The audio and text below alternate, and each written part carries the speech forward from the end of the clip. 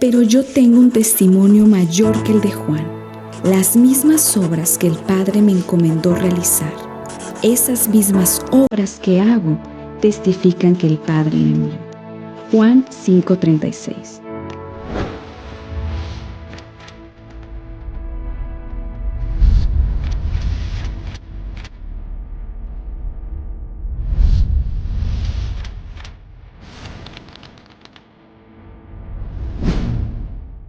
Hola a todos, les damos una bienvenida una vez más al estudio de la Escuela Sabática Universitaria, en esta ocasión con la lección número 8 titulada El cumplimiento de las profecías del Antiguo Testamento.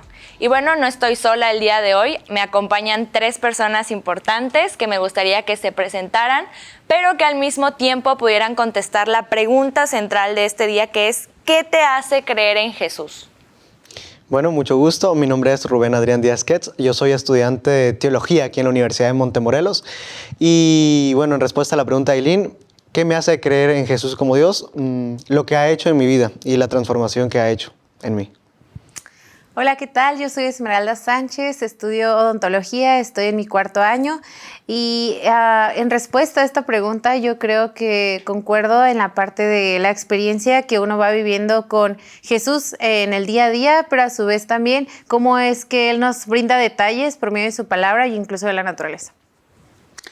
Hola amigos, qué gusto estar aquí con ustedes. Mi nombre es Daniel Gutiérrez, yo soy maestro en la Facultad de Ingeniería y Tecnología aquí en la Universidad de Montemorelos y yo creo que lo que me da evidencia de Jesús es en mi propia vida, los milagros que ha hecho en mi vida y también las profecías que Él cumplió. Bueno, mi nombre es Eileen Canché, estudio el 4º año en la carrera de odontología y creer en Jesús, como mencionaron mis compañeros, es una temática que se aborda demasiado en el estudio de la lección de este día. Entonces, antes de iniciar, ¿qué les parece si invocamos el nombre de Dios para poder iniciar con el estudio de la lección número 8? Rubén, si nos ayudas, por favor. Vamos a orar. Señor Jesús, gracias por la oportunidad que nos das de poder estudiar tu vida, de poder estudiar la Biblia. Te queremos pedir que el estudio que tengamos en este momento pueda ser un estudio que nos ayude a reafirmar nuestra fe en ti y que pueda ayudar a otros a que también puedan seguir creyendo y empiecen a creer en ti como el Mesías, como aquel libertador de la esclavitud espiritual que tenemos. Nos encomendamos en tus manos, te dedicamos este momento en el nombre de Jesús. Amén. Amén. Bueno, tomando la pregunta inicial, la cual igual me gustaría que contestaran ustedes que nos acompañan a través de YouTube, ¿cómo esta pregunta puede llevarnos a reflexionar acerca de las obras o milagros que Jesús hizo en la tierra? Cómo la gente, a pesar de ver lo que estaba sucediendo, lo que Jesús hacía, o incluso los fariseos que se dedicaban a las escrituras, a estudiar las escrituras a profundidad, cómo ellos aún, a pesar de verlo, dudaban, ¿no?, de la existencia de Dios. Entonces, me gustaría que iniciáramos de lleno con la lectura del versículo en Juan 5:17. Rubén, si me puedes apoyar, por favor, o quien lo tenga, que me ayude a leerlo. Juan 5:17, quien nos va señalando un poco el rumbo de acerca de lo que Dios vino a hacer en la tierra. Bueno, Juan 5:17 dice, y Jesús le respondió, mi Padre hasta ahora trabaja y yo trabajo. Así es. Entonces, con este versículo nos vamos dando cuenta que Jesús estaba siendo enviado por el Padre y que estaba cumpliendo también ya las profecías señaladas en el Antiguo Testamento. Profe, ¿qué más nos puede decir acerca de esto? A mí me llama mucho la atención también en la parte del sábado, donde dice cómo en el mundo estaba y aunque el mundo fue hecho por Él, el mundo no lo reconoció. Habían muchas señales, como vamos a estudiar a lo largo de este repaso, y es increíble cómo su creación no reconoció al Creador. Y vamos a compartir varias profecías y espero que nuestros amigos nos ayuden también con sus Biblias, porque van a encontrar evidencias que había en el Antiguo Testamento que señalaban a Cristo. Así es. Y pues como comentábamos en lecciones pasadas, ya se ha estudiado mucho acerca de la negación de muchas personas. Y la pregunta aquí que me gustaría que ustedes contestaran también es ¿cómo nosotros podemos evitar que nuestro corazón se cierre ante esas obras, esos milagros que conocemos hoy en día? A mí me gustaría mencionar, por ejemplo, creo que un versículo o versículos claros están en Juan 5:39 al 40, en ese mismo capítulo, voy a leer rápidamente, dice, ustedes escudriñan las Escrituras porque piensan que en ellas tienen la vida eterna. Ellas testifican de mí, sin embargo, no quieren venir a mí para tener vida eterna. Yo creo que, haciendo énfasis también a lo que mencionaba el profe Dani, quizás el problema de muchos líderes religiosos, o a veces de cada cristiano o que se dice ser seguidor de Jesús, es que conocemos la letra tal cual de la ley o las Escrituras, pero no conocemos a quien es la palabra viva, que es justamente Jesús, y Él da testimonio de eso, de que ese es el gran problema. A veces podemos tener muy claro lo que dice el texto, pero no realmente quién es Jesús. Y por eso es importante que podamos aceptar tanto la palabra escrita como la palabra viva que es Jesús, porque solo cuando los dos están en conjunto podemos aceptar del todo esa parte. Sí, claro. Yo aquí quisiera agregar algo rapidito que encontré en el comentario muy interesante, que dice que la Mishnah era la colección de escritos acerca de la Torá, de los rabinos, los maestros, y ellos tenían una frase que decían que literalmente en las Escrituras estaba la salvación. Por eso es ese texto que nos leyó ahorita Esme. Ustedes piensan que ahí está la salvación, pues sí, pero yo soy la palabra viva, ¿no? Claro. Y algo interesante que también quisiera comentar es algo clave que dijo Esme, ¿no? Esta combinación ambas entre milagros, señales y también entre las escrituras que había con Jesús, ¿no? Porque muchos otros, incluso falsos profetas, podrían hacer milagros, podían hacer señales, pero lo que respaldaba a Jesús no solamente eran los hechos milagrosos que él hacía, sino que a él lo respaldaban las escrituras. Entonces, esta combinación maravillosa, ¿verdad?, entre obras hechas por Jesús y las escrituras que lo respaldan, creo que era el argumento base para que los demás creyeran en Jesús. Y volviendo al punto de que ellos conocían la palabra escrita, pero no la vivían, entonces abre una vereda, ¿no? Una vereda de dos caminos. El aprendizaje que ellos tenían, los líderes religiosos, un aprendizaje intelectual superficial, podría llamarse, y la otra parte que era la regeneración del corazón. Y esas son las cosas que nosotros, ¿verdad?, como lectores de la palabra hoy en día debemos combinar, tener una regeneración del corazón, pero también guiarnos acerca de la cosa intelectual que nos ofrece las Escrituras. Y eso era algo que faltaba pues en las personas que se dedicaban en el estudio, era algo que pues estudiaban, pero no tenían esa regeneración completa del corazón. Y es algo que nos puede pasar en nuestros días. Yo podría ganar el concurso bíblico de la iglesia a nivel mundial y mi vida ser un desastre si yo no me rindo a los pies de Cristo cada día y que esas escrituras hagan algo, lo interiorice, o internalice de manera que esto transforme, como dices tú. Así es. Y bueno, para filosofar un poquito más acerca de este tema, tenemos una pregunta abierta a nuestro público que dice, ¿por qué debemos rechazar cualquier cosa que ponga en duda la autoridad final de la Biblia? Nosotros creemos que la palabra de Dios que está escrita en la Biblia es la verdad. Si dudamos de la palabra de Dios, estamos dudando de Dios. Porque todo lo que es de la Biblia es inspirado por Dios y es verdad. Y todo lo que no es inspirado por Dios, pues causa problemas y es mentira. Porque puede hacer dudar de nuestra fe y debilitarla. Porque no debemos de rechazar la palabra de Dios. Es la guía que Él nos ha dado para que nosotros podamos llevar nuestras vidas a la gloria celestial. Pues yo creo que Dios nos dejó la Biblia como una guía o una inspiración y nosotros debemos de seguir su camino. Creo que es lo más importante para poder nosotros tener una vida recta y plena y feliz. Pues considero que si estamos dentro del camino y seguimos dentro de este camino en el que creemos y tenemos fe, es porque ya hemos pensado esas dudas o disipado. Y si se llega a presentar alguna, es porque no hemos estudiado lo suficiente y toca seguir escudriñando. Agradecemos muchísimo su participación a través de YouTube y bueno, para continuar con el estudio de la lección número 8, tenemos ahora la introducción a lo que viene siendo como tal la interpretación de la profecía, es decir, ya la comparación viva entre el Antiguo y Nuevo Testamento. Y inicia el día martes, ¿verdad? Nos da con esa comparativa de versículos de Juan con versículos de Juan específicamente, que es lo que estamos estudiando, con versículos del Antiguo Testamento. Y para esto vamos a ir haciendo estas comparativas. Inicia con Juan 1:23. Nos gustaría que ustedes también lo buscaran en sus Biblias. Juan 1:23, que dice: yo soy la voz de uno que clama en el desierto. Enderezad el camino del Señor, como dijo el profeta Isaías. Y nos hace una comparativa con el versículo que se encuentra en Isaías 43. Profe, ¿qué nos puede decir la comparativa? Sí, claro, gracias. Dice, una voz proclama, preparen en el desierto un camino para el Señor. Enderecen en el desierto un sendero para nuestro Dios. Ahí nos vamos dando cuenta, ¿verdad? Que ya lo que estaba escrito, lo que incluso las personas ya habían escudriñado, se estaba haciendo realidad ya en el tiempo en el que ellos estaban viviendo, ¿no? Y era testimonio, seguimos hablando acerca de testimonios a favor de Jesús y ahora también introduciendo a favor de lo que venía siendo el Mesías como una realidad viva de lo que estaba sucediendo.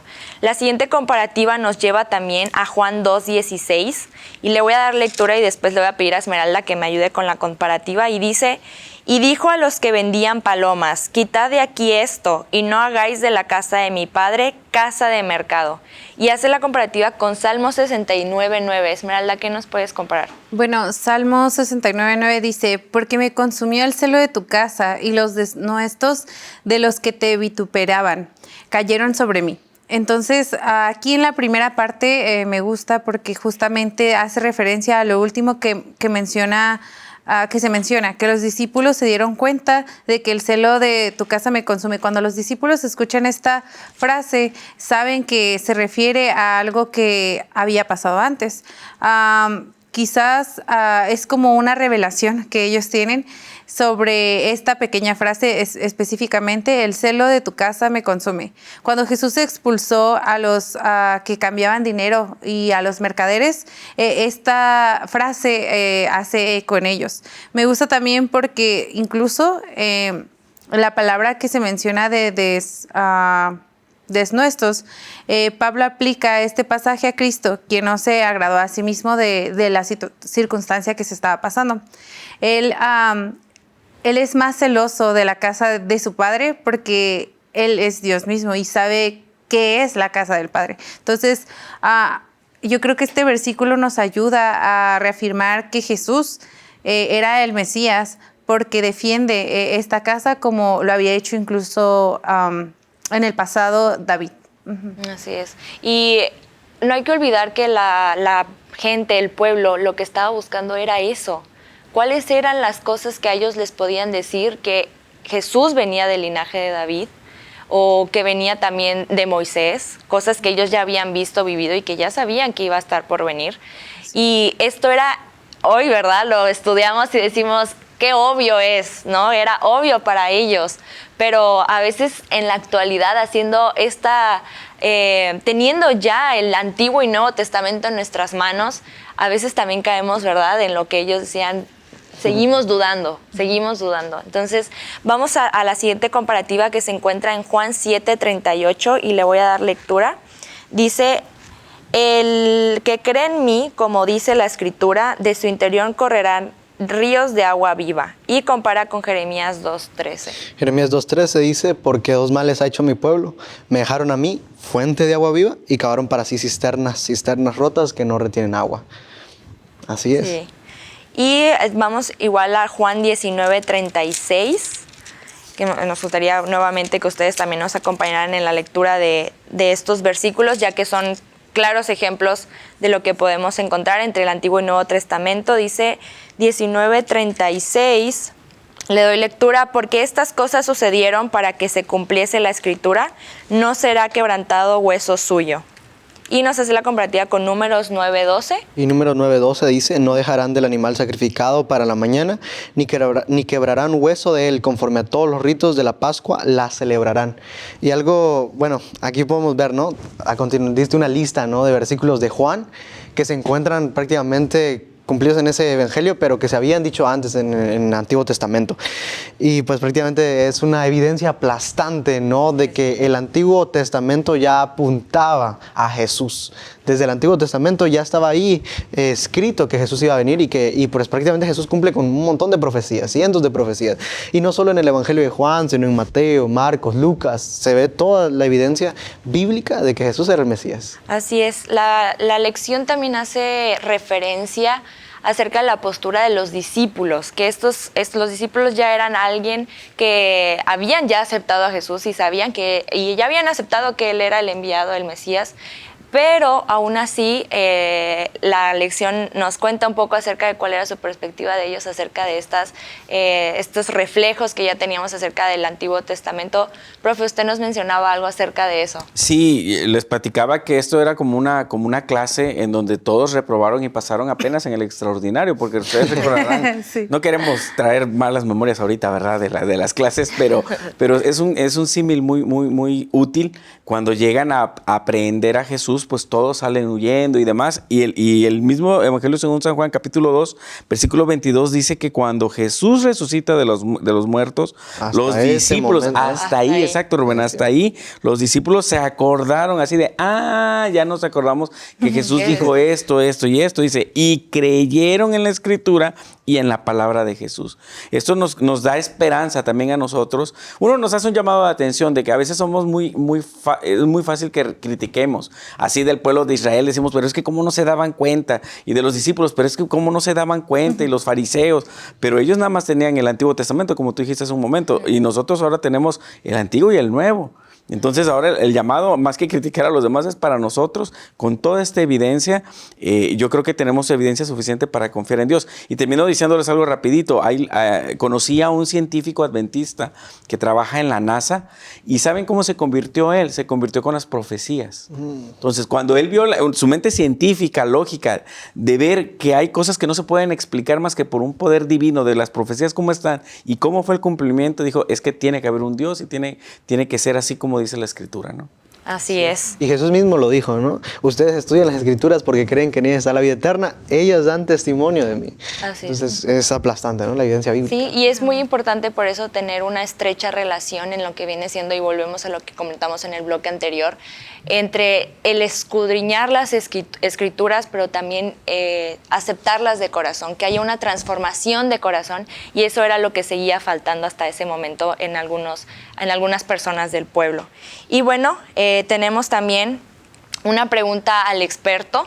Entonces, nos gustaría que pues ustedes también pudieran seguir comentando a través de las redes sociales, en este caso de YouTube.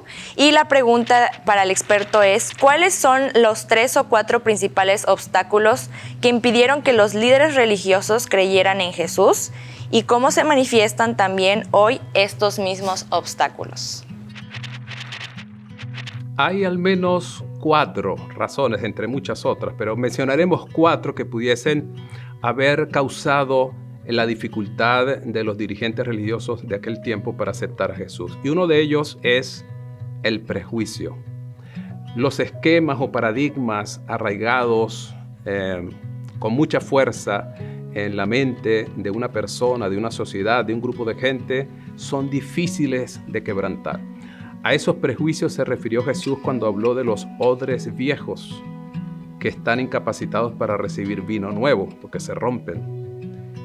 Otra causa pudo haber sido también las motivaciones equivocadas que ellos tenían cuando buscaban a Dios o pretendían buscar a Dios.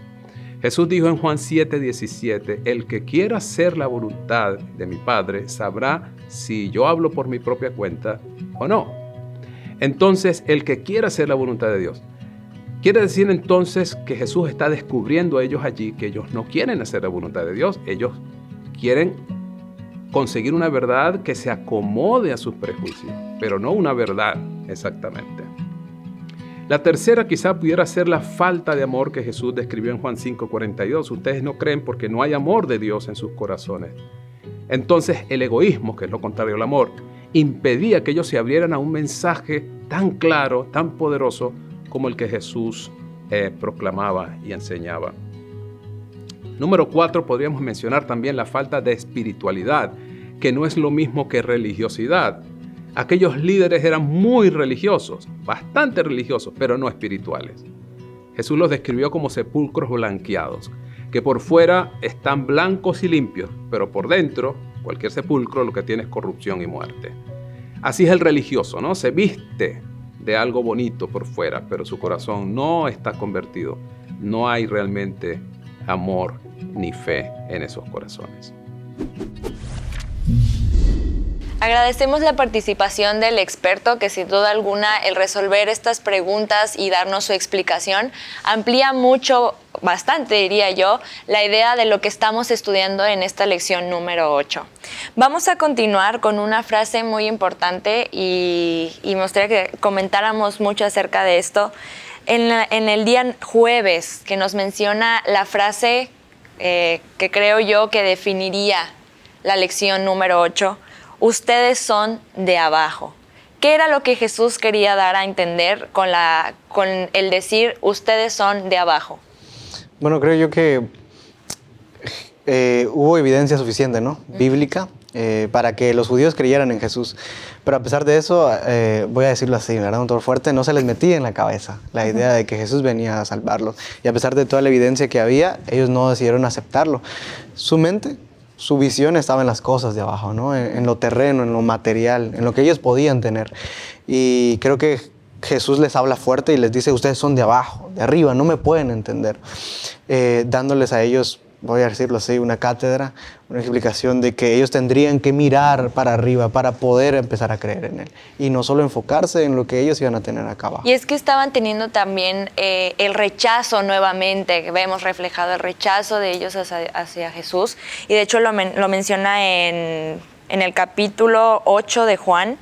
Y lo menciona en el versículo 13. Entonces los fariseos le dijeron, tú das testimonio acerca de ti mismo, tu testimonio no es verdadero. O sea, seguían negándolo, rechazándolo. Entonces Jesús en el versículo 23 le responde, le dijo, vosotros sois de abajo, yo soy de arriba, vosotros sois de este mundo, yo no soy de este mundo. Entonces ya les da una explicación bastante concreta de lo que Él venía a hacer en la tierra. Él no venía a ofrecerles cosas terrenales, como lo habían hecho otros reyes, otros